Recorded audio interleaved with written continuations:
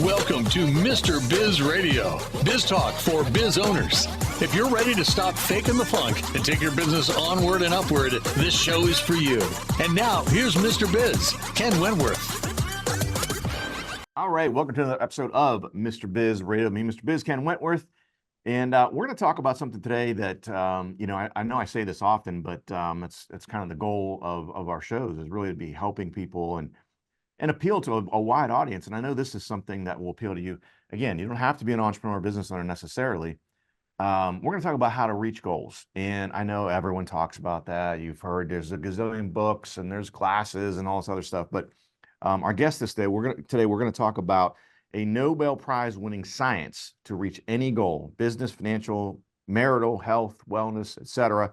Our guest today is Mr. Terry L. Fossum. He is a #1 best-selling author, a survival reality show winner representing all Boy Scouts of America as the oldest competitor on the entire show, a highly successful businessman reaching the top 1% in his entire industry in the world, a TEDx talk speaker, a former executive officer in the U.S. Air Force, a global adventurer, a black belt, an award-winning actor and producer, a host, a philanthropist, and most importantly, as he put it, a smitten husband, a stepdad to 3 amazing young men. Terry, welcome to Mr. Biz Radio. Ken, thanks so much for having me here today, and thanks for what you're doing to help everybody in their efforts out there, man. I appreciate it. Yeah, well, we appreciate you. And look, just from the intro, I would think that you would have to be about 174 years old to have accomplished all the things that you've accomplished in your career. Some mornings I feel like that. Yeah, I bet. So let's talk about that. Tell us about your journey. Well, it's kind of funny. You read all those accolades and people hear that, or they see me in movies or TV or whatever up on stages. I don't know who that guy is. Because let me tell you who I see that guy as. Let me tell you a little bit more about my background. I was raised in literally the poorest city in the entire United States of America. It's a small Texas-Mexico border town by the name of McAllen, Texas. You've heard of it. You've heard of it on the news with all the border crossings and the cartels coming across and all the things that go with that. And don't get me wrong, I love my hometown. I really do. But it can be a little rough growing up there sometimes with all the gangs and the drugs. In fact, in junior high, I was on the wrong end of an assault rifle in my own back alley, wondering if my next breath was going to be my last. That's when I was in junior high. In high school, my father was killed. Before he died, one of the neighbors came up to him and said, "I just want to make sure you understand something. Those 3 sons of yours, not a single one of them's ever going to grow up to be anything." That's my background. That's who I am. I'm not some silver spoon son of a gun who had it all right. Had a couple of challenges. And to be perfectly honest, I failed a lot. I failed much more than I succeeded.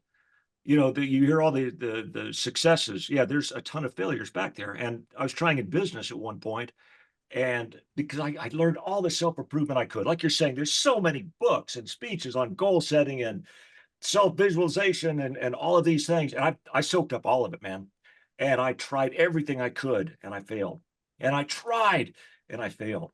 And I tried, and I tried. And I finally got to the point where I just couldn't try anymore. And Ken, I gave up. I walked into the bathroom, and I looked myself in the eyes. Said, "I guess he's right. You're never going to grow up to be anything." And something shifted right at that point. Right at that point, something shifted. Because I said, wait a minute, no. For the sake of the memory of my dad, if nothing else, I refuse to let that son of a gun be right. It ain't going to happen. And that's when the Oxcart technique was born, and that's when my life changed forever. I love it. So let's, so at what point in your life was that, Terry? When that moment in the mirror? That moment in the mirror was probably in my latter 20s, early 30s. Oh, wow. Okay. Yeah. That's it. I'm 60 now, so it's been a couple of years ago. I can relate. You can tell. I got some years behind me as well. There you go. So tell us, I mean, gosh, there's so many different things here. I want to get into the Oxcart technique later in the show for sure. But I mean, right off the bat, the survival reality show. Yeah. Yeah. What the heck was that like? How did you get into that? What was it like? Okay, let me first say I did not want to be on any survival reality show. Okay, I did not ask to be at all. I always swore I'd never. Have you seen what they make them eat? But I came down on my computer here one morning and I get this email from a casting company. We're casting a brand new television survival reality show, pitting 10 of the top survival experts in the country against each other while dragging along a complete novice, somebody who's never even camped out in their backyard before. We think you'd be great. Like, okay, cool. Well, which one am I? Right. You know? And if you get an email out of the blue like that, what do you think? It's fake, right? Yeah. It turned out it was real. And then found out I was going to be the oldest competitor on the entire show against all these special forces guys, U.S. Air Force survival instructors, etc. And my role was the fat old scoutmaster. I was a scoutmaster, and they reached out to Boy Scouts of America, and they said, you need to talk to Terry. He'd be great. Thanks, guys. No chance of winning. I'm the oldest competitor on the show. I'm way outclassed. These guys are all better than me. But we'll talk about the Oxcart technique after the break because I applied it to this as well. It's a goal-setting technique you can apply to absolutely any goal, even winning a stinking reality show. So what are I guess, man, so many questions. What's like the strangest or oddest thing you had to do during that show? Well, the toughest part, now I had to eat some nasty things. Like one of them was this huge grub. Now I've eaten grubs before. I did survival in the Amazon jungle and prep for this. This was not a little few centimeter grub. This was a grub, several inches long, fat, slimy, guts squirt out of your mouth when you chomp on it, live grub. That was kind of disgusting. But the challenging part of it wasn't the survival. I do that kind of stuff for fun in different parts of the world. We each had a novice, somebody who'd never even camped out in their backyard before, and it was our job to work with that person. And they pitted complete opposites against each other. Mine, wonderful gal, but she's an online video gamer, fully tattooed up, tongue ring, atheist, admitted sex addict, and I was the fat old scoutmaster. That made for the show right there. I can only imagine. Yeah. So was the two of you're paired together, and that's how you kind of go through the show? Yeah, absolutely. Absolutely. If one person drops out, the other one's out or gets eliminated or whatever it be, you're both out. So it's all about working together as a team through really, really harsh conditions while starving. I lost 25 pounds on the show and sleep deprived, lots of stress. And again, competing against people that were much better, much younger, much stronger than me. It's not always about that, is it? It's about what's in your heart. If you got the heart for it, it's amazing what you can accomplish. Yeah, and I think that's one of the things that I think a lot of people overlook. Like I'm just thinking about the show Survivor, and my wife and I watched that. And I think one of the things that you forget as you're watching the show is not only the poor sleep quality likely, but the lack of eating. Yeah. I mean, you get to be pretty grouchy when you don't eat, and I definitely get pretty grouchy when you don't get enough sleep, and especially over an extended period of time makes it quite difficult. Well, that too is mind over matter. On those side interviews, they'd always ask me, how hungry are you? How hungry? Because you're skin and bones. I said, I'm not. And they, wait, what? No, I decided not to be. And I was honest. I decided I wasn't going to be hungry, so I wasn't. Now, I was nutrient famished, but I wasn't feeling hungry. Your feelings are your choice. And what you do with those feelings is up to you as well. Yeah. Well, we're going to hit a break here again, talking with Terry Fossum. We're going to come back and talk about some of these other achievements and how he's managed to accomplish them. If you would like to reach hundreds of thousands of business owners every week, Mr. Biz Radio can help. Our show airs globally 7 days a week for more than 25 hours across several internet radio stations, plus 20 plus podcast platforms. Also, video exposure on the new exclusive Mr. Biz Network streaming channel, which gets blasted to 100 plus streaming platforms, and the Mr. Biz YouTube channel, and our 350,000 social media followers multiple times every week.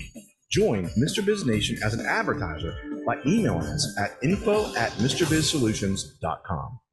Attention, Mr. Biz Nation. We have an exclusive offer just for you.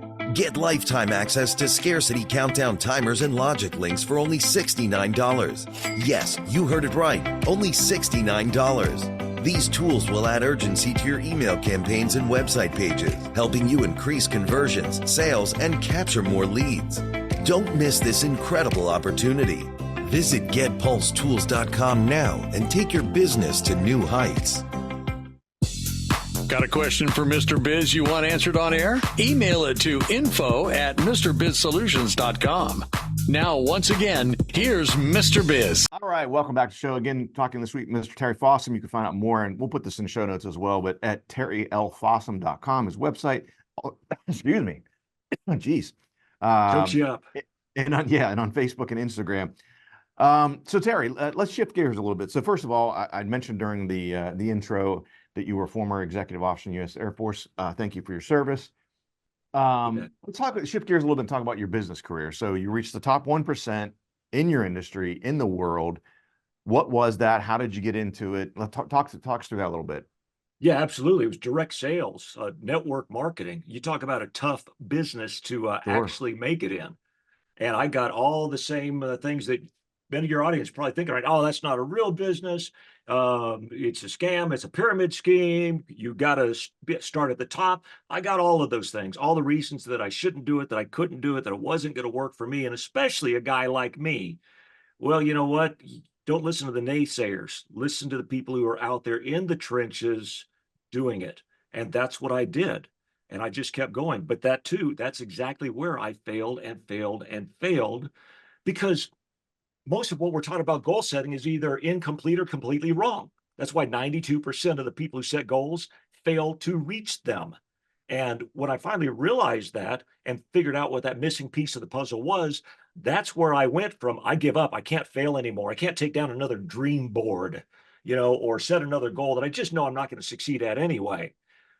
When I figured out that missing piece of the puzzle, put together what I coined the Oxcart technique, that's where my entire universe changed, but only forever. Because if you can't set and reach a goal, you can't succeed. If you can't help others set and reach a goal, you can't lead. That's the way it is. But again, with most of what we're being taught about goal setting wrong, it's kind of hard to do. Thank God I was able to figure that out. And that's why the book hit #1 on Wall Street Journal and several other charts. It's the topic of my #2 TED Talk in the world, et cetera, et cetera, et cetera, and endorsed by some of the top minds in business, in science, and in self-improvement in the world. Blew me away. Well, I mean, I'm sure with all of the things you've accomplished in life, I mean, I know you'd alluded a little bit in the first segment about some of your global adventures. What are some things that you've done? Or I guess what would you say? I know you've traveled extensively throughout your life and your career. What would you say is probably the coolest adventure, at least for you, or most fulfilling? So I'm sitting here at my desk one day. I pull out my maps. It's time to do an adventure somewhere. I call up my wife and I say, I'm going to do a solo backpacking journey deep into the Arctic Circle. And she, wait, what? What? Yes, that's what I'm going to do. When? Thursday. So I took off, befriended Inuit by the name of Kalek, who took me way up into the Mackenzie Delta, dropped me off on the permafrost, played around a while. Of course, he's wondering, who is this, white guy? Who's this tourist? Come back down. Now he respects me. So he goes, hey, I'm going with a couple of my friends to go on a caribou hunt so we can fill our freezers for the winter. Do you want to go with us? Like, a caribou hunt with the Inuits in the Arctic? Yeah, yes, I am. Yeah. So Yes. I found myself doing that. So there's been a lot of crazy ones, the mountains of Rwanda looking for the silverback gorillas, et cetera, Amazon jungle doing, but that's a pretty good one. Yeah, I mean, what's compelling to me is the sharp contrast, right? So you're in the extreme cold conditions, and then you're in the Amazon, right? Yeah. How much research? I mean, well, clearly not if you're leaving on Thursday for at least the Arctic adventure. How much research do you do ahead of time when you decide to do one of these things? I know you had mentioned for the reality show you had done some preparation and things like that. How much do you kind of prepare for these different adventures as you tackle them? Well, let's start with, I'm going to give a shout out to the Boy Scouts, because I grew up as a Boy Scout. I'm an Eagle Scout and been a Scoutmaster for a few years. Rough is what we do, and outdoors and challenges and the bad campouts, the rainy weathers, the cold, the heat, it's what we do. So I'm conditioned for that. And I've done a lot of it on my own and learned a lot from doing it. So yeah, don't just do that unless you're an experienced, just like they say on TV, don't try this at home or in the wilderness. So yeah, I'm pretty good at it. And if I'm going into a new area, either I'm going to research myself, or like the Amazon jungle, I had a guide with me that tried to make sure I got home alive. Yeah, we did it. But I've almost died in Death Valley and several other places too. Again, I know your listeners going, that guy's an idiot. No, you know what? It's what I do for fun. Okay. But I'm pretty well trained at it. Yeah, well, there's a guy that I've been following on social media, and I've actually got to meet him a few times. His name is Jesse Itzler, and very successful entrepreneur, et cetera. But he has he calls it BYLR, Build Your Life Resume, and his whole thing, it sounds very similar to what you're talking about, Terry, is adventures. Plan your adventures at the beginning of the year. So he created this giant calendar, and he has certain things, and he said, every other month he goes away for like a weekend and does something that he normally would never do. Right. They did the rim to rim to rim in the Grand Canyon here recently. They did a bike ride across America. He's done all sorts of different things like that. And now his kids are getting older, and he's bringing his kids along for these experiences as well. And he said, that whole build your life resume type thing. He said, how interesting is it for you to sit down with someone and you go, what do you do for fun? And it's someone like yourself that, oh, well, let me tell you a couple things I've done here, Well, life is an adventure. Treat it that way. You got one shot, as far as I know, on this earth. So you know what? Take advantage of it. Get out there and do it. Set your goals and reach them, whatever those goals are. But yeah, enjoy the adventure that is life. Not sitting back watching somebody else's adventures on TV, or even just reading them in a book. Get out there and do them. Get over your fears, get over your setbacks, get over your self-doubts. I've got an audio series you can see on my website about Blow the Bolts that helps people do that. And get out there and do it. You got one shot. Take advantage of it. Yeah, and that's what he talks about. Again, very similar mentality. He talks about as his parents were getting older and making sure that he makes time to go see his parents, because how often is he going to get to see them? They live in different cities. And then he was talking about as his children got older, he said, once my kids are 18 plus, not that I'm not going to see them, but I'm going to see them a lot less. So he said, man, he literally calls it, we summer hard. He's right like, on. we plan our summers out because we know we've got, I think I forget their oldest is maybe 14 or so. And he's like, I got basically 4 summers left with him. Yep. So we're going to really build on this stuff. And I mean, to follow them and all the different cool things they do is definitely very interesting. And, again, following along, it's funny. One thing you mentioned about on the reality show about, how hungry are you? You said, I just made my mind up. I wasn't going to be hungry. Yeah. He did one of these it wasn't even an ultra marathon. It's called a last man standing running event. And he said, I'm not going to give my pain a voice. I'm just not going to give my pain a voice. He said, so the guy that he was running with, he said, we made a pact through this whole thing. Anytime one would ask the other, how do you feel? I feel great. Absolutely. I feel great. Yep. And that mentality, I think that goes a long way. Even outwardly saying it, you start to believe it at some point, right? I mean, or you do believe it. Oh, absolutely. Yeah, no doubt about it. And that self-talk is important. It's not all important, but it is absolutely important as you're doing it. If you say, man, I'm exhausted, then you're going to be exhausted. If you say, I'm excited. One of the kids at my troop was, we were at summer camp. It's his first year. He goes, Terry, I'm nervous. I'm scared. I'm nervous. I'm nervous. So, okay, from now on, you're going to switch that. You're going to say, I'm excited, because it's actually the same feeling inside. Sure. And he switched that narrative to, I'm excited. And I watched it change his life. He's a young adult now, and he's doing amazing. He's no longer nervous. He's excited. So everybody get out there, get excited. I love it. I love it. Guys, we're going to hit a break here. We're going to come back. We're going to talk about Terry's Oxcart technique in achieving goals. How would you like to have direct access to Mr. Biz to help you run your business more profitably and more efficiently? At MrBizSolutions.com, you get live access to not only Mr. Biz, but also several of his hand-picked and trusted business experts, each with 20 plus years of experience to help you optimally manage and grow your business. That's just the start of where Mr. Biz Solutions begins. Learn more at MrBizSolutions.com. That's MrBizSolutions.com. Attention, Mr. Biz Nation. We have an exclusive offer just for you. Get lifetime access to scarcity countdown timers and logic links for only $69. Yes, you heard it right. Only $69. These tools will add urgency to your email campaigns and website pages, helping you increase conversions, sales, and capture more leads. Don't miss this incredible opportunity. Visit getpulsetools.com now and take your business to new heights. Check out all 3 of Mr. Biz's best-selling books at MrBizBooks.com. Now, once again, here's Mr. Biz. All right, welcome back to the show. Again, talking with Mr. Terry Fossum this week. TerryLFossum.com. Follow him on Facebook and Instagram as well. And definitely check out, we're going to talk about it right now, his best-selling book, The Oxcart Technique, A Blueprint for Success. So clearly, those who are watching and listening have heard all these different things. We just scratched the surface on some of them during our discussion, but during my intro of Terry, you hear all these amazing things that he's been able to accomplish in his life. And you alluded to it, Terry. You developed this Oxcart technique. Walk us through what that is and how do you apply it to all these different sort of goals you have?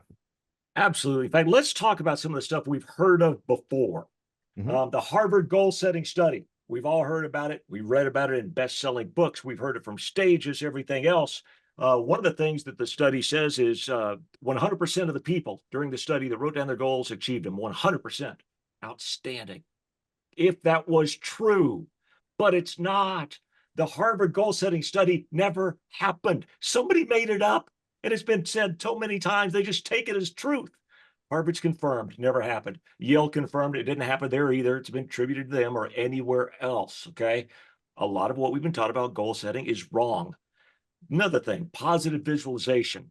We're hearing a lot about that. All you have to do is dream about it. The universe will go to work to make it happen for you. No, it won't, okay? Lord helps those who help themselves, so does the universe, all right? It's not going to happen for you. Think if you were the universe, go, wait a minute, you just want to sit there and let me do that? I don't think so, okay? It doesn't work that way. Prospect theory won the Nobel Prize when applied to economics. This is the real deal, y'all, okay? It taught us that we will do more to avoid pain than to go toward pleasure. Let me say it again. We'll do more to avoid pain than to go toward pleasure. So no matter how much positive visualization you do, how beautiful it's going to be when you reach your goal, dream boards, daily mantra, whatever it is, it's not enough to get us through the pain of getting out of our comfort zone. And the comfort zone is where people and dreams go to die. That's the problem. The Oxcart technique, and again, through failure is how I achieved this. I validated it through people a lot smarter than me. But it was when I reached that lowest point of my life, I guess he's right, I'm never going to grow up to be anything, that hurt more than all the people saying, you're crazy, it's a pyramid scheme, you got to get at the top, you can't do it, you're never going to grow up. That hurt more than all of those things in my comfort zone. And that kicked me out of my comfort zone and into my conqueror zone. I learned how to harness that stick, apply it to the carrot, use both of them to help me reach my goals. Now, that was my business goals. As I started achieving, people kept coming to me going, God, Terry, what are you doing? So I started teaching them the technique. Again, before I knew it, me, you know where I came from. I had rooms full of people wanting to hear from me, wanting to learn from me. We started applying it to marriage because marriage is a goal 50% fail at. Yep. And I started getting these emails, you just saved my marriage. In one of my rooms was this international weight loss coach. She applied it to weight loss with her international clients. And then something I never expected happened. First of all, I needed to prove myself wrong on this. Before I published this in a book, scientific method is not prove yourself right, prove yourself wrong. So I went online, started doing all this psychological research, came across this prospect theory and started going, oh my God, I might be onto something.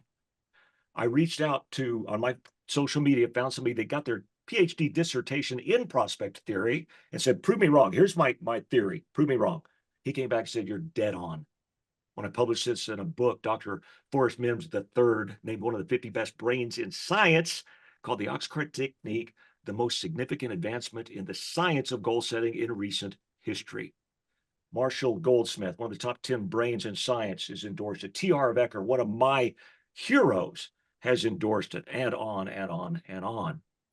And what it teaches, and we can't go over the specifics, we don't have time on the show, go to TerryLFossum.com. Please, if you want to reach your goals, if you want to help others reach their goals, go there.